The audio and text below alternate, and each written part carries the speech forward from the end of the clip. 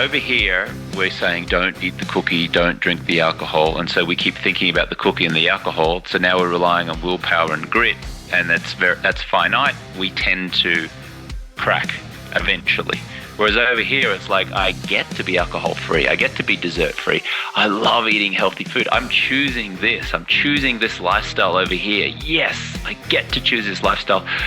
We tend to achieve our goals as opposed to trying to tell ourselves what not to do. Well, the first 5 years of helping people, I helped everyone. I didn't matter whether you were young, old, whatever your profession was, your financial status, it didn't matter. I just helped everyone. And candidly, it was a modest business. I was trying to help everyone.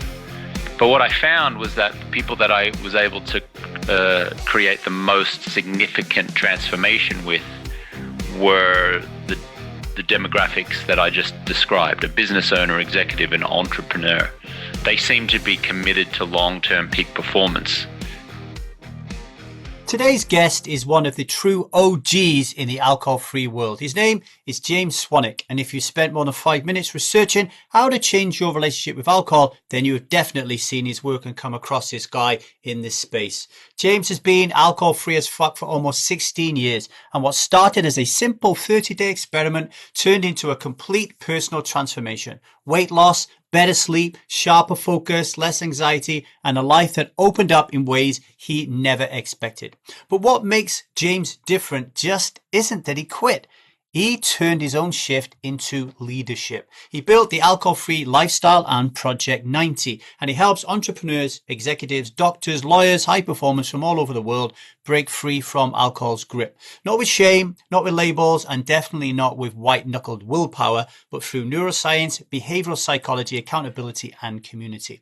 And if you've ever wondered why high achievers, the people who have it all figured out, can't seem to break their alcohol pattern, then this conversation is going to open up your eyes, okay? We talk about why successful people do reach for alcohol, even though they know it's hurting them. We talk about why willpower fails and what actually works in its stead. How cultural conditioning makes alcohol feel natural, normal, necessary, nice, and noble. How identity, status, and fear keeps people stuck. And how to reclaim your power, your clarity, and your sense of self without waiting for that rock bottom moment. So you're about to hear from a man who has helped thousands of people change their lives and who's brutally honest about what it actually takes. So without further ado, I'm going to shut the hell up and let's dive into my conversation with the wonderful, the great James Swanwick. Hello there. How you doing, James? Good to see you, bro. Good to see you. Thank you so much for accommodating the earlier time. No problem. It means I get to go and be a dad a little bit earlier as well. So suits me. Suits me. Good. How would you describe your mission while you're on this earth, James? When you think about your meaning and purpose and all that, how would you describe that to people? My mission is to raise global awareness around an alcohol-free lifestyle and how that can just be amazing and beautiful and incredible for people.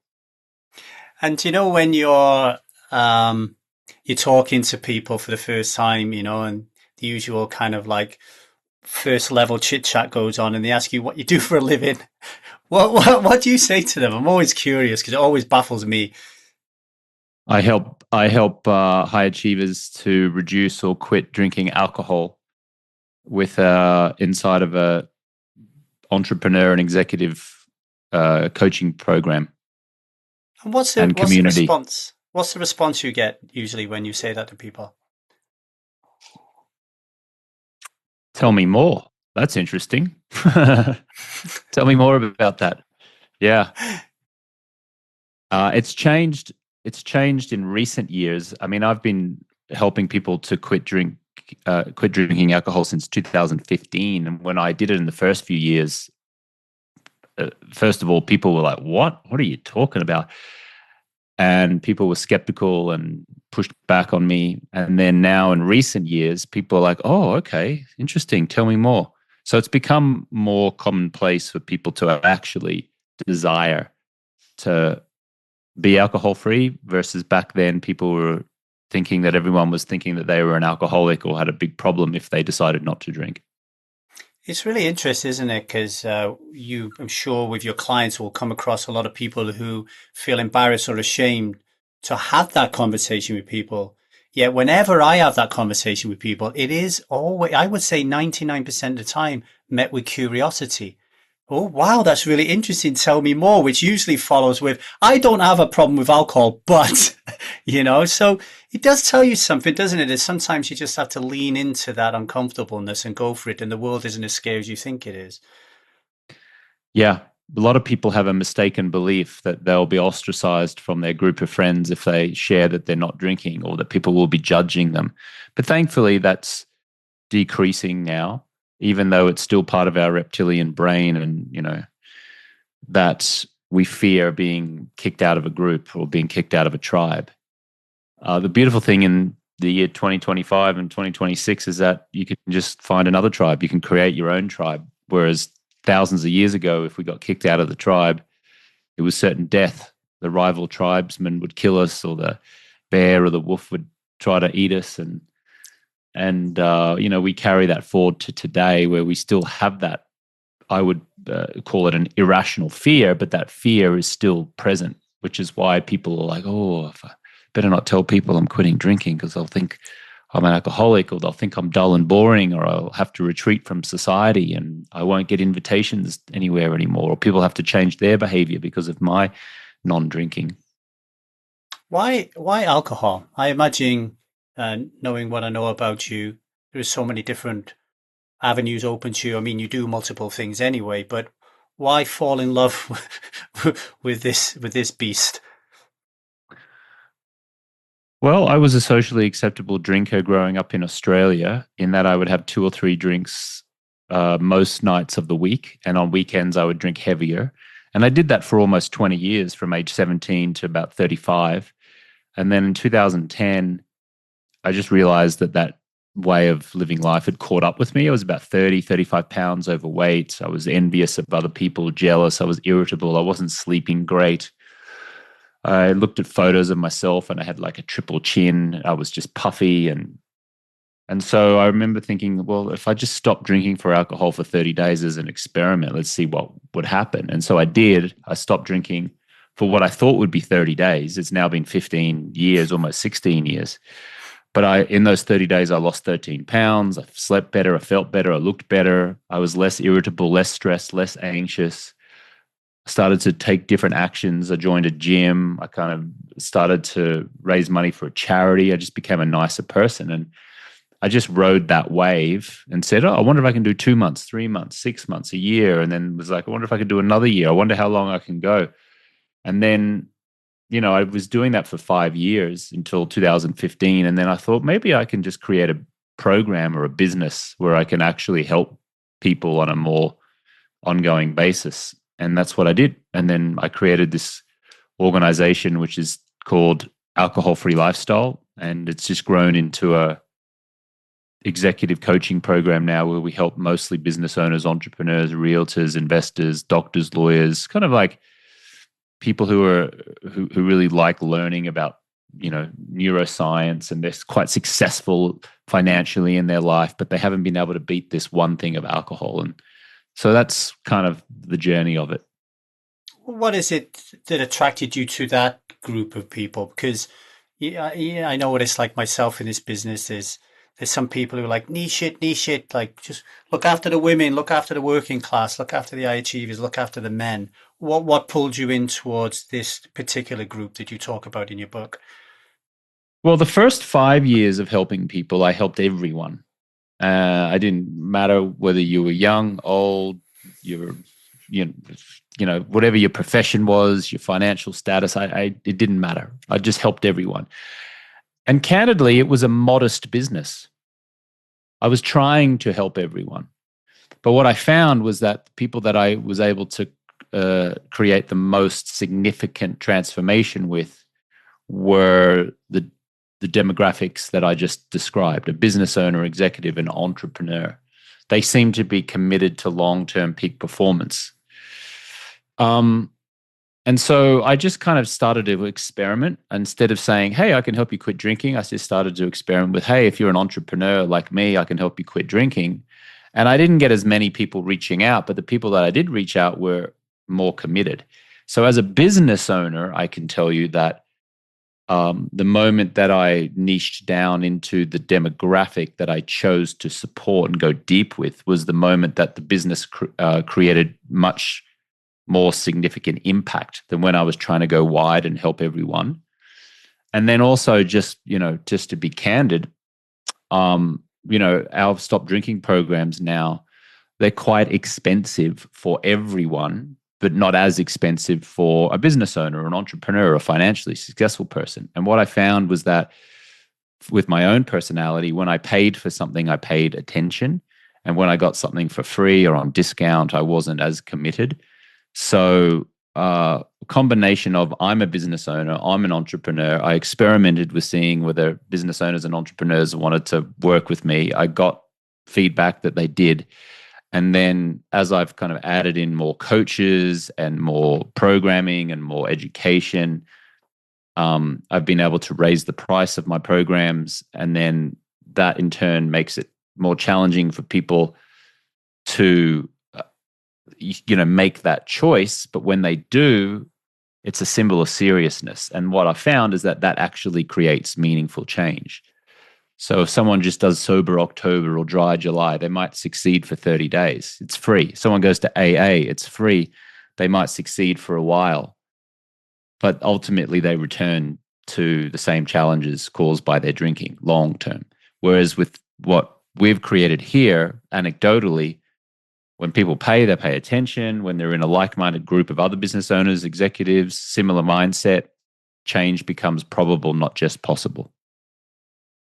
Yeah, I definitely hear you. I work in my spare time in the high-stakes poker industry. So I work on the Triton Poker Super High Roller series. So I'm always with like millionaires and billionaires. And what I found is like there's a part of this where it doesn't feel very good when someone takes your program or buys it or whatever, or, they don't even look at it, right? Like I always found that at a certain kind of level of trying to help everybody, that it was really, really difficult, and it impacted my enjoyment and my desire to want to do things, because I just felt like I was working so hard just to get people to do the things they needed to do. Whereas when you go up a notch, there is already this mindset of, I know what I need to do to succeed, and they have a resilience, and they're used to kind of like doing the work. So I hear you 100%. What are these men and women? What are the some of the key things that you find that they all seem to have in terms of why they end up being alcohol reliant? Well, why they become alcohol reliant is because they want to feel something other than what they're feeling. And that can be stress or anxiety or regret or shame. And usually people reach for alcohol to numb themselves from those feelings. Now, how does the stress and anxiety show up, or why does it show up? It tends to be marital strain. So they're not present with their wife or husband, not as present with their children, distracted, irritable. Maybe they've got into a pattern of, let's call it mediocre habits, like they eat burgers and they eat the fries. They go out, they have a couple of drinks, they have the dessert, and then they put on a bit of weight, and then the self-confidence starts to go. They don't sleep well. And when they wake up in the morning, they're just a little bit more irritable than they might have been if they didn't drink at all. And then it's just like this compounding effect. You're just a little bit irritable or snappy with your husband or wife or your children, and that causes problems in the home. That causes tension. That causes, frustrations, resentments. And so the easiest thing to do as a human is to reach for a glass of attractively packaged poison and just go, just numb myself from this feeling. That tends to be, the pattern of reasons. More specific examples are, just people wake up in the morning and they say, and the story in their head is, I thought I'd be further along in life than this. My life hasn't met my expectations. I dreamed of doing this and I ended up with this. And so they perceive a feeling of loss. And that perceived loss and living a life of expectation instead of appreciation also leads to them trying to numb themselves from the discomfort of that pain. So they reach for a drink and another and another and another. And then this cycle continues. So that tends to be kind of like the specific examples. It's never because they've got marital strain or because they've got, you know, whatever. It's because they just don't like the feeling of being with themselves, which shows up in marital strain. Does that make sense? Yeah, 100%. Yeah. It's like deeper layers, like you go in more to the root cause rather than trying to deal with you get into the roots instead of like dealing with the stuff above the soil type of thing. That's Um, right. in your book, you talk a lot about willpower as a flawed strategy. Tell the audience a little bit about your thoughts on willpower. Well, willpower is finite. There's only so much of it before we crack. So think about it in relation to, you know, you're trying to eat well, you're out at dinner, you're trying to make sure you don't go over your calorie count for the day, or you're trying to lose weight, and then you're out at restaurant, people are having a good time, and then the waiter or waitress comes over and goes, "Would you like some dessert?" And you're like, "Ugh." And you say, "Nah," but then someone else gets it. We'll just share. We'll just get a spoon and we'll share it. Okay. So now that dessert, that cookie, that whatever is in front of you, the willpower that it takes to try to refrain from grabbing that spoon and taking just a bite, which we know leads to a second and a third bite, it takes an enormous amount of willpower, an enormous amount of grit. And it's because our mindset in that moment is saying, don't do it, don't eat the cookie, don't do this. So in the book, I wrote this book called Clear. It's a neuroscience-based approach to break free from alcohol without AA, without rehab, without willpower.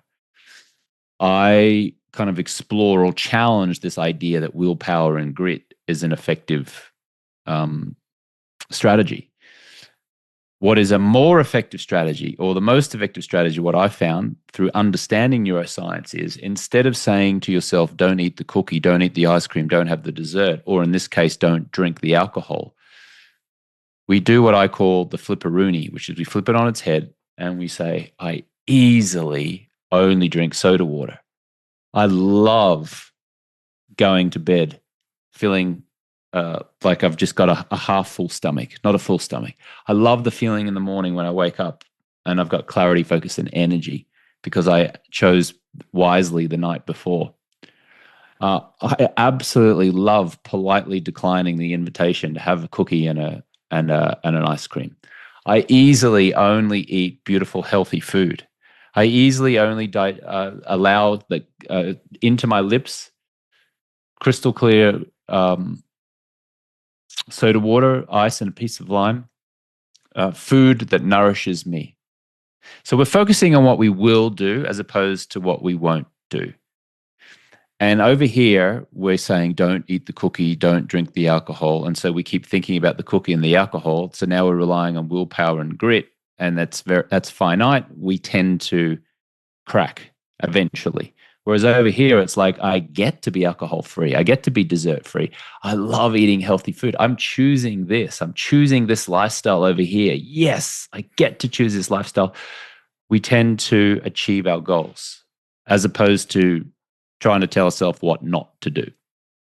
It reminds me of something else that you you talked about in the book, because I remember for me, when I stopped smoking, when I stopped drinking, when I stopped eating sugar, there was almost a freedom, like, oh, wow, I'm not thinking about these things anymore, right? And similarly, when I left the railway after 20 years, when I divorced and eventually my marriage fell apart, there was a moment where it was like, shit, like I don't have to think, I'm not thinking about this anymore. So what is the hidden cost, especially with the people you're helping, about thinking about drinking when you're not drinking? Because it's not alcohol. It's not just like, oh, I'm drinking, so now it's a problem. It's a problem like constantly, right?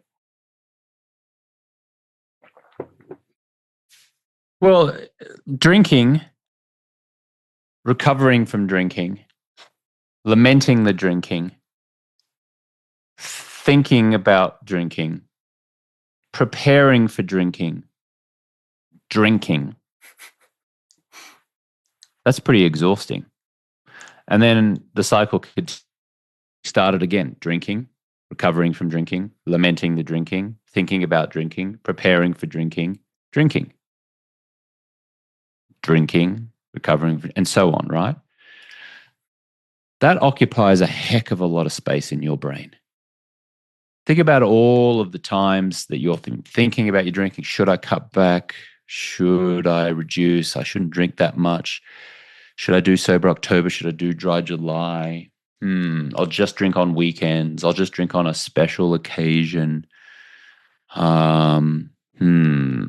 I'll have a couple of drinks on Thursday. Maybe I won't. I mean, look how much space that's occupying in your brain. And the more space it occupies in your brain, the more it takes away your ability to be able to focus on, I would submit, more meaningful things like, how do I be the best husband to my wife or the best wife to my husband? How do I be a more present father or present mother or daughter or friend or ally? How do I generate another revenue stream in my business? How do I go and learn piano, learn a language?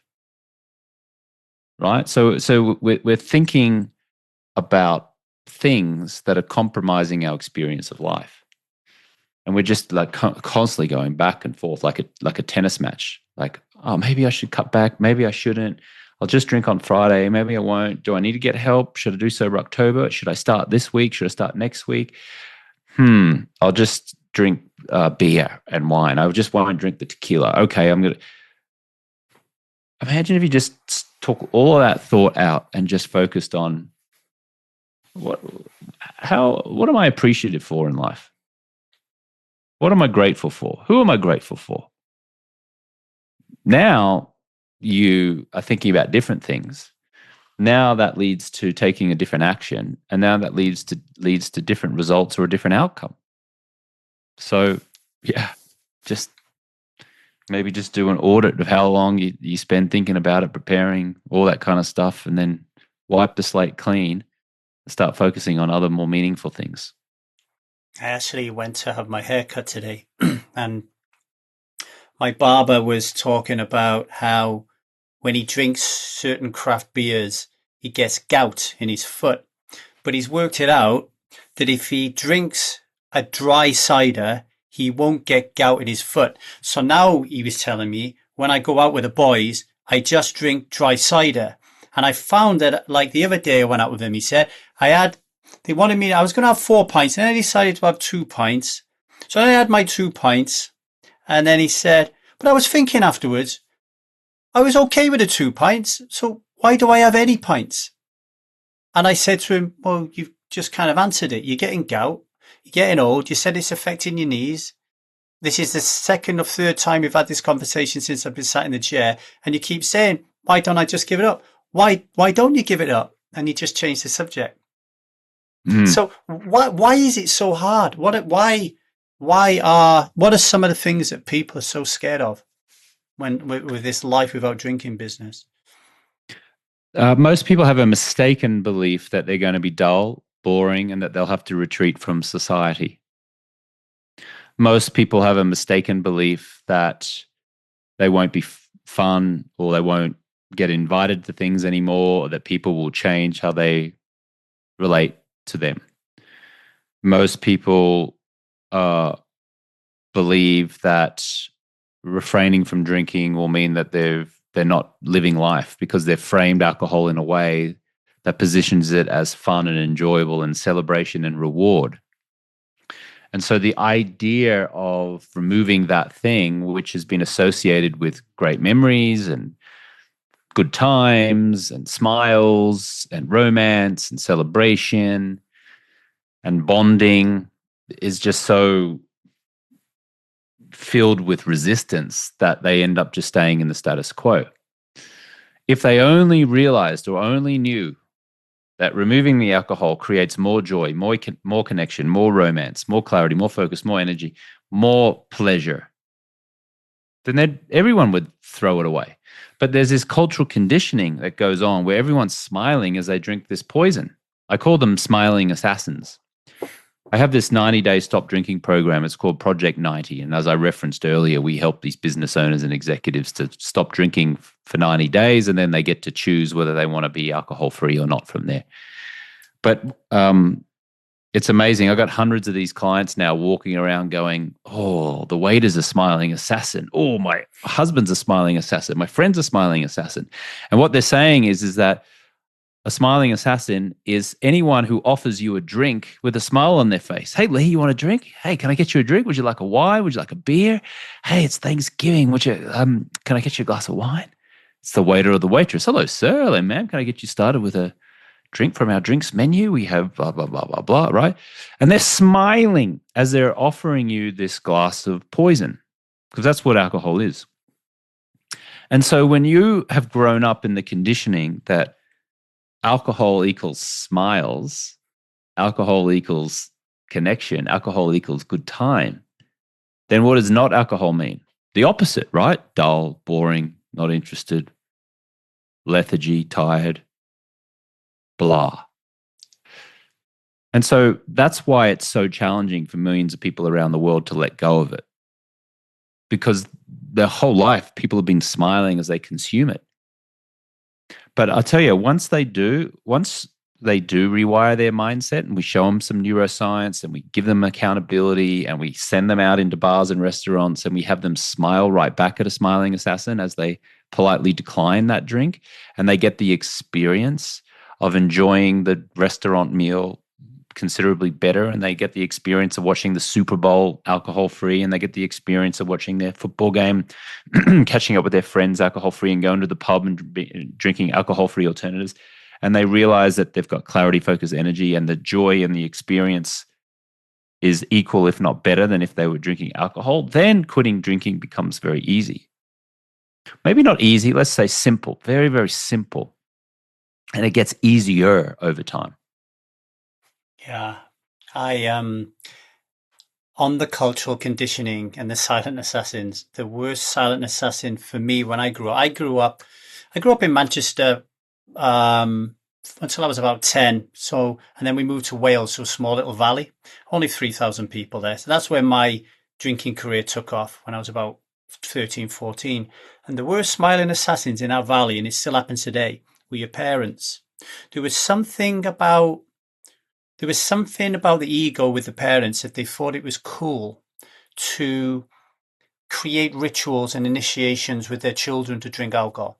And adult to adult, it would be like, oh, look how cool this is. Or can I have a beer, Dad? Like, you're 14. Can I have a beer? My dad set it up so I could go to the bar in Tenby in South Wales and buy my own. He made me go up. He'd obviously spoke to him because I looked like 10. I go up and I buy my pint and I come back and the smile on my dad's face. So for me, the cultural conditioning, it starts very, very, very young, even with your parents. And I don't think your parents or my parents did it with any kind of conscious understanding of what could potentially happen to me. It was just like people like us do things like this. But that's where it started for me. It was my parents, you know? Yeah, but parents are, I would submit, some of the, if not the biggest culprits in this, because even when you were 12, 13 years old, they said, oh, no, little Lee or James, you can't drink. You can drink when you're older. And that implanted the idea that, drinking alcohol is something that the adults get to do. It's a rite of passage. One day when you're older, you'll get to do and experience this thing. So it's in your unconscious 8-year-old, 9-year-old, 10-year-old, 11 or 12-year-old self, you're going, oh, alcohol's something that the adults do. I'll get to do that one day when I'm older. Why? Why would you even invite your children to participate in that? I remember I have a what do you call second cousin? My cousin's daughter. Who would she be? Probably my second cousin or cousin once removed. Maybe it's called. I think it is. That's too far down the tree for me. Yeah. Anyway, I saw this girl grow up, from a baby to a toddler to a teenager. And then I didn't see her for a couple of years because I was off overseas. And I came back to Australia, my native country, and it was her. I'm sorry, it was like a Mother's Day party or something. And she was there. And I walked in, and there she was nursing a glass of wine. I was like, is that the little girl that I saw grow up? Like, she can't be 18 yet. Is she 18? And I said, how old is she? She goes, oh, I'm 17. I said, oh, okay, that's cool. And so she was drinking this wine with her mother and my uncles and aunts and my cousins all around there. And she was just looked like a normal young woman drinking wine. And I just thought, wow, the conditioning here is complete. This girl who I saw grow up from a baby to a toddler to a teen, never saw her with alcohol in her hand, is now very proudly standing at this family Mother's Day event, drinking her wine and just having a conversation. And she didn't look out of place. She looked perfectly in place. I'm like, wow, the cultural conditioning has really done its job here. I'm like, what a shame. What a shame that was just her journey, you know? If you're listening to this podcast and you are doing the work on your own, I'm here to tell you that you don't have to. Because the truth is this, nobody escapes a liquid lie alone. We all need a place where we can take the mask off and drop the armor on the floor. To stop pretending everything is fine and start to be around people who actually get it. People who want to grow, change, and live a self-led life alcohol-free as fuck. And that's why we've opened up the doors for free access to the Strive community on Discord. Inside you'll find real conversations with people who are challenging their relationship with alcohol, a space to ask questions without judgment, daily support so you don't slip back into old patterns, tools that help you understand your parts and strengthen yourself, and a community that celebrates your wins and holds you through your wobbles. And if you kind of like me and you think I know what I'm on about, that's your direct line to ask me any question you want, anytime you want. So if you want in and you want a place to belong while you change your life, send me an email at thestridemethod@gmail.com and I'll get the link over to you, okay? All right, enough of me. Back to the wonderful James Swanwick. I had an email this week actually from my daughter Zia, she's 9. I had an email from a school. They're doing a bottle sale in school. And it specifically said on the email, please bring all bottles of alcohol, gin, whiskey, vodka. So you'd ask you to your kids to walk in with these bottles, right? So I actually, and I have actually written to them before and said, hey, I don't think you should be creating an environment in school where we are saying that this is okay, because my daughter's 9, James. She knows what I do for a living. She's very curious. She's always asking me why I do what I do. She's very smart. My wife, Liza, rarely drinks alcohol, like rarely drinks, like once in a blue moon, right? And it's not in the house. We don't hang around with people who drink. We might go to a restaurant and have a meal with someone, but I don't know about you. I found when I go out to a restaurant with my friends who drink alcohol, they don't drink when I go out with them. It's almost like they're like, oh, Lee's giving us a get out of jail free card. So my daughter's not involved in this at all. She's just not surrounded by it. And she's 9. And she said to me the other day, I just want you to know, Dad, I am going to drink champagne and wine when I'm older. How does a 9-year-old, and she doesn't even have really exposure to tablets or nothing. We really are pretty strict. How does that happen? And then you read in Beauty and the Beast, and you see at the end the big party with the wine and champagne bottles going off and the beer things going together, and you start to realize that there's the subtleties of the conditioning all over the place, no matter what you're watching. Lyrics. So when she's listening to Ed Sheeran and stuff, and oh my God, he's like glorifying drinking and smoking, and it's you just cannot keep them away from it. The best you can do is just hope to God you can be the best role model you can be, and they might kind of like not drink as much. I guess it's really challenging, isn't it? It is, Lee. Yeah, I mean, I took my 12-year-old niece to a Taylor Swift concert in the summer of 2024 at Wembley Stadium in London, and you know, it was probably 80% women and young girls around my niece's age, you know, maybe 12, between 9 and 15 or something. And then lots of, you know, adult women, of course. And of course, they all know the words, the lyrics to the songs, all these young girls. And there's a song that Taylor Swift opened her Eras Tour concert with called Cruel Summer. And there's this really famous part of the song there where she's about 2/3 of the way through the song, and then there's like, I'm not sure it's called a bridge or what it's called, but in unison, 75,000 people sing it together. They know every word. And the lyrics are, I'm drunk in the back of the car and I cried like a baby going home in the car, etc., etc., right? So Taylor Swift's lyrics are glorifying being drunk in the back of a car going home from the bar. And my 12-year-old niece is singing this song, knows the lyrics. 75,000 other women, maybe not all women, but like, let's say 50,000 women and 25,000 men like me who are taking their daughters or their wives there. They know the words. That's just perpetuating this idea that it's okay to drink. Same thing with Taylor Swift. She went to the Super Bowl 2 Super Bowls ago to support her fiance, Travis Kelce, who plays with the Kansas City Chiefs. And she was in a corporate hospitality box. And the Jumbotron, which is the big screen in the stadium where the Super Bowl was taking place, suddenly put the camera on her. And Taylor Swift, seeing herself on the Jumbotron, quickly grabbed a beer and chugged this beer and then slammed it down to much applause from the people who were watching, right? And she was smiling and laughing. Well, the problem is that not only did the 70,000 people in the stadium see that, but so did about 200 million people, or however many people were watching that game on television. So I'm like, okay, who's watching the Super Bowl? Well, you've got, adults, obviously, but you've also got kids. You've got 9-year-olds, 10-year-olds, 11, 12-year-olds, 15-year-olds, all these impressionable children. And so she's just in front of hundreds of millions of people, glorified chugging beer to impressionable young girls. And look, she's a grown woman. She can do whatever she wants. The music's very good. I like her music. I could say I'm a Swiftie. But at what point is there a responsibility from these artists to not sing about getting drunk in the back of the car and not glorify attractively packaged poison? Some people think I'm just, overreacting, but this is the reality. It's like our children are so influenced by pop culture that we grow up to this point where it's like 17, time for me to drink. Let's go.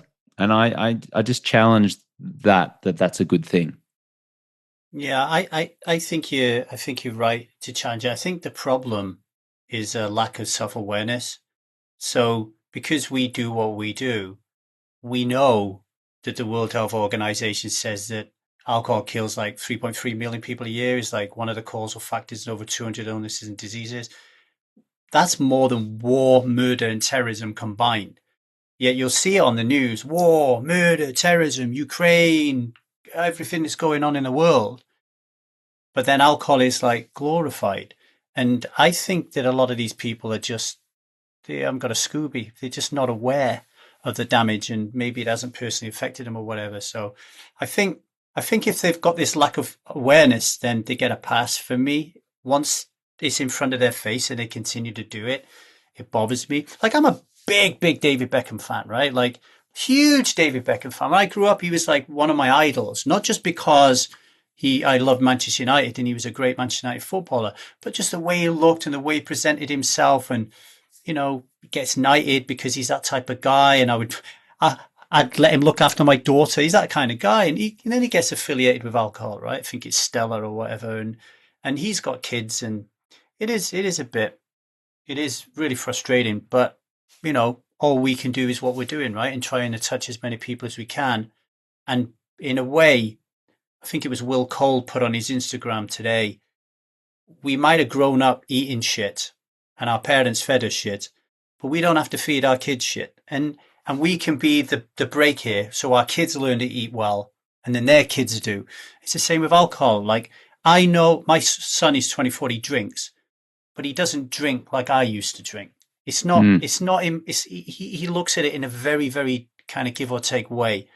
I wasn't like that. I was I just want to be the dickhead in the pub, puking in my pint and then drinking it and then putting an empty glass on my head. like there was some status and some manliness in it. Do you know what I mean? Yeah, I drank beer out of a rugby boot at the Sharkies bar in Manhattan Beach, California, when I was playing rugby for Los Angeles Rugby Club. And my American teammates loved it. And I had this identity of being the Larrikin Australian drinking beer out of the rugby boot, and people were cheering on and laughing hysterically. And, that was part of the rugby culture. Play hard, drink hard. But it wasn't great. Sometimes after those games, I'd go and vomit outside because I drank too much, and that wasn't pleasant. And it was just unnecessary. It was just all unnecessary. You referenced David Beckham. I love David Beckham as well, although I'm not a Manchester United fan. I'm a Tottenham Hotspur fan. Ugh. But I don't like the fact that three other celebrities who I admire in many ways also have drinks brands. I'm referencing Dwayne "The Rock" Johnson, Ryan Reynolds, and George Clooney. They all seem like great guys. They all seem like they've done a lot of good things for society. They give back, they raise money, they help the needy. It's great. But then simultaneously, they're peddling poison. And I don't think history is going to be kind to Beckham and The Rock Johnson and Ryan Reynolds and George Clooney. I think we're going to look back on alcohol with a similar level of disdain we currently do cigarettes. I think that's happening. It'll probably take another 30 years, but it'll get there. And we'll look back at The Rock and Ryan Reynolds promoting alcohol and we'll just go, what were you thinking, guys? Like, that's not going to age well, that footage of their advertisements for liquor, I don't think. Yeah, there was a Kevin Hart podcast with Stephen Bartlett I listened to in the car yesterday. And he was talking about, and Stephen Bartlett was saying to him, how did you get from being poor, having no money to where you are today? And he very quickly, as you can imagine, spewed off his timeline of how he grew and developed. And one of the things he was talking about was realizing that he was a brand and how other brands would want to be affiliated with him. But, I think this is where your integrity comes in as a human being, right? It's like you could be a trader and make a lot of money trading, but would you really want to trade in stocks which peddle in nicotine and alcohol? You might want to skip that if your integrity is in the right place. And you do kind of look up to these people and say, okay, you're such a powerhouse. You can have so many different brands. Let's just skip these ones, right? You know what I mean?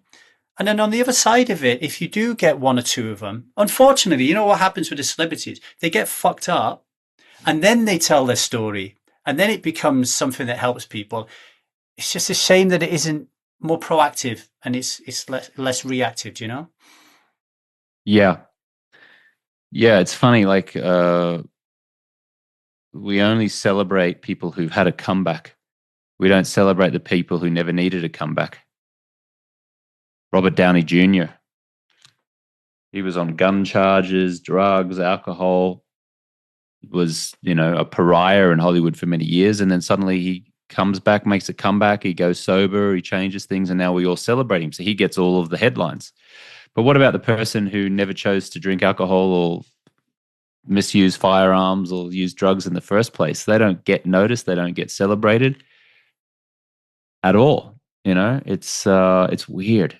It's just human behavior, behavioral psychology. It's just the way of the world, isn't it? We celebrate the people who effed things up and now they're better, but we don't celebrate the people who never effed it up and actually just lived a good life from the beginning. I just interviewed a friend of mine, actually, Roberto Pastori. He's a poet, and he was saying he doesn't drink, and he was saying that during his drinking career, there was this belief that, and this kind of like romanticism about just writing poetry and getting fucked up. Like, because so many poets and so many writers did that. Your Hemingways, your Bukowskis, right?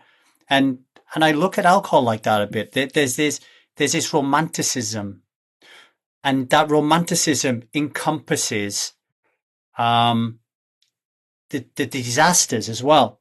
Like you watch some movies and TV shows, and even the guy who's the quote unquote alcoholic There's something cool about it. Like the way that they picture it, they just they always manage to spin this up, no matter if you get fucked up by it or you're celebrating something. They always spin it to be romantic, to be cool, to be like, you know, I've just had sex and I'm having a cigarette in bed type romantic.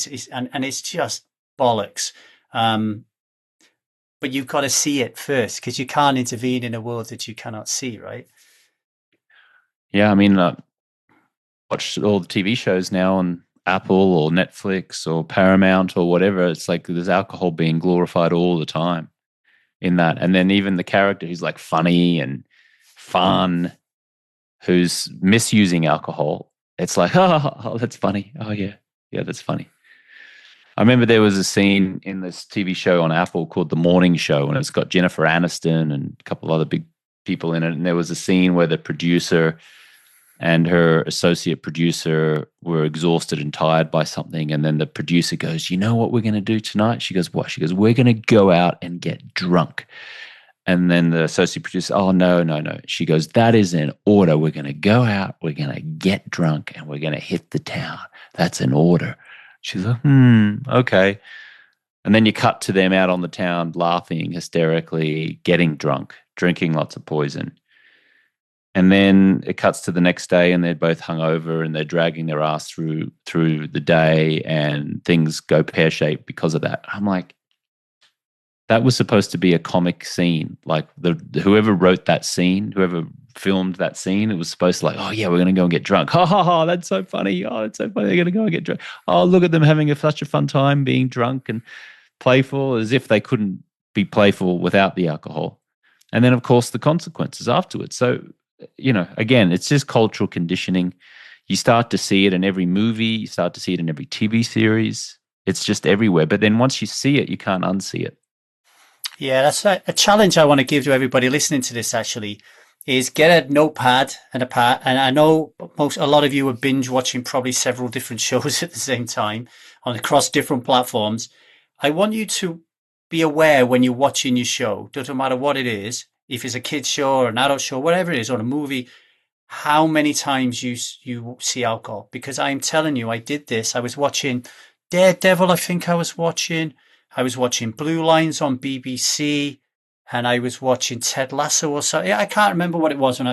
Every single episode glorified or showed alcohol, and some of them for no reason whatsoever. You walk into a room, you pour yourself a whiskey, you put it on the table, you don't even drink it. Now that must be placement. They must be paying.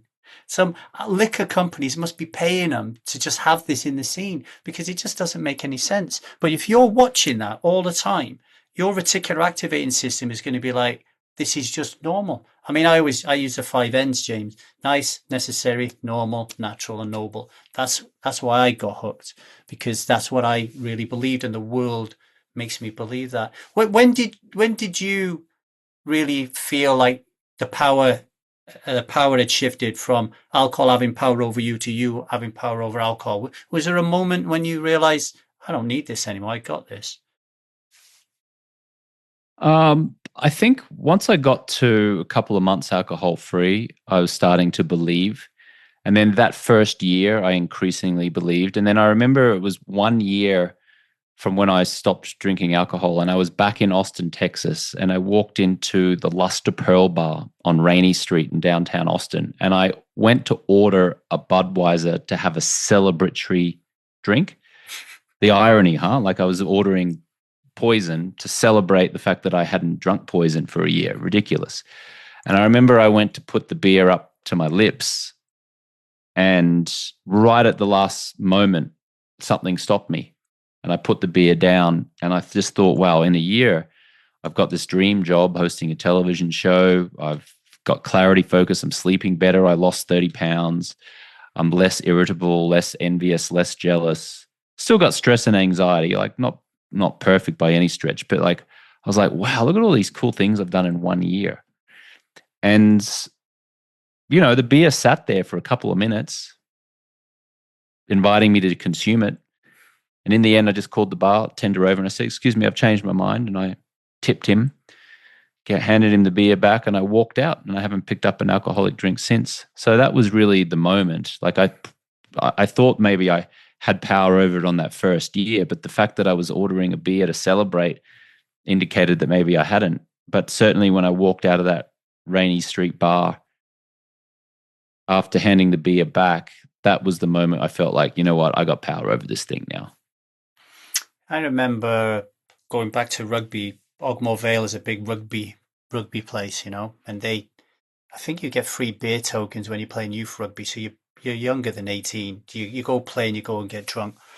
And when I stopped drinking, there was a poker tournament in Nancy Moyle Rugby Club that afternoon, and I thought, oh, this is going to be my first big test.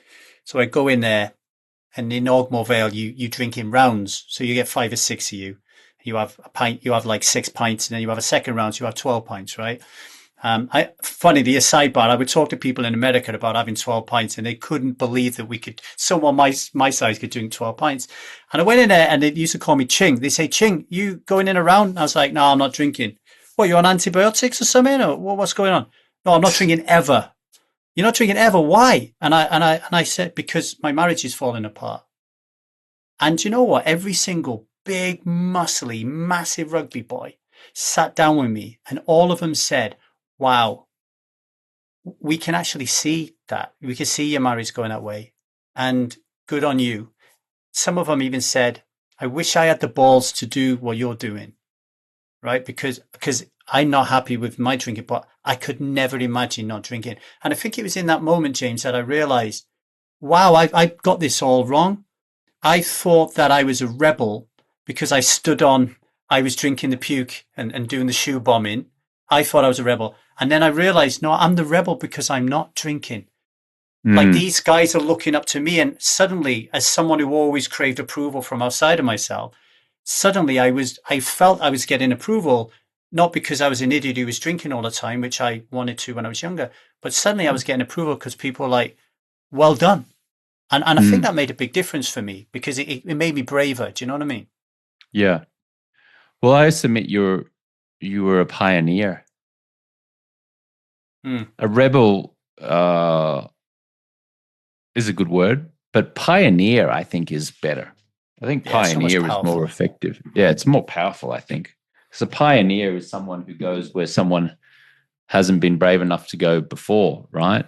And they're kind of leading the way. And pioneers often get killed and slaughtered when they first do it. And then all of a sudden they become known as geniuses, and because they had the courage to go there and then lead the way for others. So I submit you're a pioneer, sir. And you're right back at you. Talk about fear. As I was reading your book, fear came up a lot, as one of the biggest reasons that people keep drinking. Talk about that a little bit. Well, they fear an identity shift, because if their whole adult life they've been Lee the good time person, or Sally the great host, or John the party guy, or Chris the facilitator of social situations, and alcohol's always been present, there's a fear that if they stop drinking alcohol, they'll no longer be known as the fun person or the great host or the facilitator of good times. So it's an identity threat, because it's like we've got this vision of ourselves, or this perception of who we are. And then if you remove the alcohol, who will I be?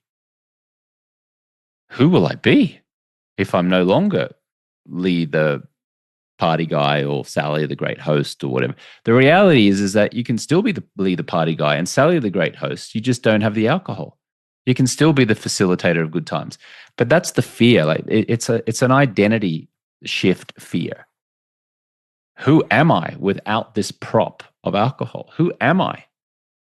Because everyone thinks of me this way. I mean, I remember I referenced it earlier when I was playing rugby for Los Angeles Rugby Club. I was the larrikin Australian. My American teammates loved it, and I loved that they loved it. So I just doubled down on it, and I would exaggerate my Australian accent. I'd exaggerate how much beer I could drink. I would show them how much beer I could drink. I would do Crocodile Dundee, Mick Dundee lines from the movie Crocodile Dundee. And why wouldn't I keep doing it? Because they all laughed hysterically and loved it. It made me feel important. It validated me. It like made me feel like this is why they love me, because I am that person. So I get it. Like the idea of like no longer drinking and no longer being the larrikin and no longer playing up to that, that's a threat to your identity. Who are you? I'm just James now. I'm no longer James, the Australian larrikin. So that's kind of where people get stuck, and where the fear of who they'll be and who they have to let go prevents most people from taking meaningful action. How do you help them get over that hump? How do you help them turn fear into whatever the other side of that is, I guess? Well, when they join our 90 days stop drinking program, we use all kinds of behavioral psychology techniques to get them to rewire that mindset. First step is just awareness, is like helping them identify that that's what they're doing, that they're playing into this persona. And then inviting them to ponder what would they be if they didn't have that persona. And if they could create a new persona, what would that look like? What do you desire? So the first step is awareness. Second step is then having a community of like-minded people who are also going through that same process, who can deliver accountability and support. Then coaches who can help facilitate that. And then community. And the community comes from the like-mindedness, the people who are going through the same thing. So yeah, we use behavioral psychology techniques. We use neuroscience techniques. We invite folks to challenge the notion that they are, in this example, James the larrikin, and instead maybe they're just James. And how would that feel if you weren't James the larrikin? Or how could you be James the larrikin without the alcohol? And we just invite people to step into that new reality or that new possibility. And then we hold them accountable to do so. It's not rocket science. I know I'm referencing neuroscience, but it's not anything that's just so kind of like, oh my God, it's the most amazing thing in the world. It's literally just having someone challenge their existing identity and narrative, ponder a new narrative, and then supporting them to step into that new narrative. Yeah, it's like a red pill moment for me. It's like someone seen on social media the other day, someone had taken photographs of people, but they'd removed their mobile phone. Don't know if you saw that post. So you saw all these different people around dinner with their families, but they were like just staring at a hand because they had no mobile phone. And I was thinking to myself, alcohol's like that. Like people think that, oh, I have these great nostalgic memories, even in my community, my Stride community. It's like the music comes on and I had these nostalgic memories about the alcohol.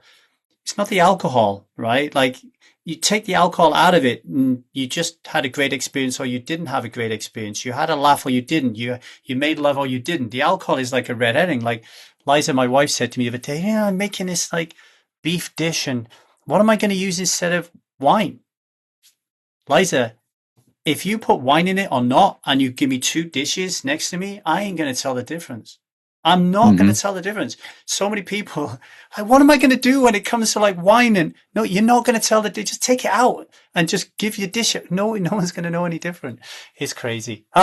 James, what are you up to at the moment? I know you got the book Clear, the Project 90. Anything else that you want people to learn more about you?